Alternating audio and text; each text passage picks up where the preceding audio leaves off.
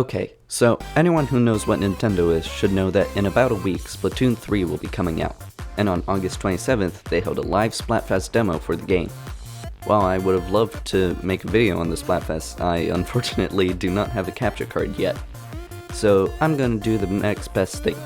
Today, I'm going to be giving my honest feedback on the Splatfest, on what is perfect and what might need to be changed, and maybe go into what we can expect from this new installment in the Splatoon franchise.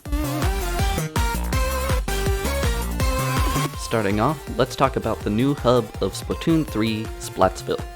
Since it was announced, I have been so excited for a new city to explore in Splatoon, and that excitement was well warranted. When I played through the Splatfest, I literally got lost in Splatsville because of its vastness compared to Inkopolis.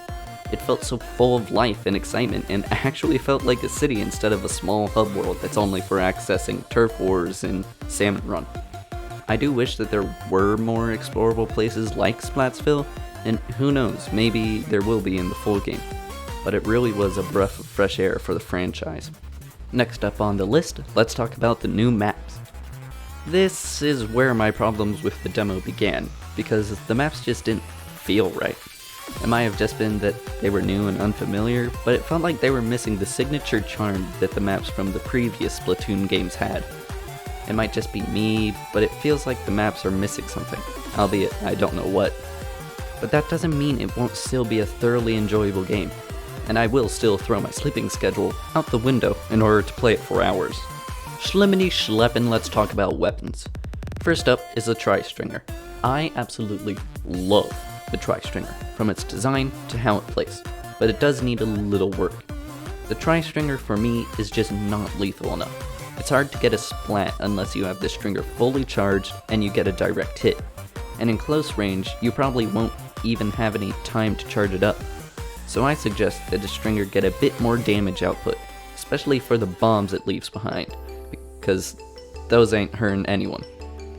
Next, with the Platano, again, when it's fully charged, you can get an easy splat with a direct hit, but if you miss, you're at the mercy of your opponent. The damage output is fine, but it doesn't cover that much turf. A roller does essentially the same job of splatting, and it covers more turf, so the Platano might need some more turf coverage of its own. Other than that, the weapons are perfect, especially the Octo Brush. Don't mess with it. It's my favorite, and I love how now you can become Spider Squid with it. Don't mess with perfection, Nintendo. Lastly, just to wrap up, I'm gonna do some quick analysis on everything else that I want to cover here. Deep Cut. The new songs by Deep Cut are great, Shiver is my personal favorite, Big Man is a bit too much of a meme for my taste, and Fry is a potato. Story mode looks sick. I can't wait to play it, and my current theory is that given the whole concept of mammals and fur on the Octarians, I think we're either going to encounter a human, or some remnant of their experiments, or some sort of evil Judd clone as the big bad. For the DLC, it's obviously going to be with Pearl and Marina as the main support, and I think it might be a continuation of Octo Expansion, where Agent 8, or a new agent, will fight through a similar story as Octo Expansion, where they are in the midst of whatever was left over from the humans of this universe. Okay, that pretty much wraps it up for this video. Thank you so much for watching, and if you want to see me review anything else, then put it in the comments and I will happily do it. Thank you so much for watching, and goodbye. See you in Splatoon 3, everyone.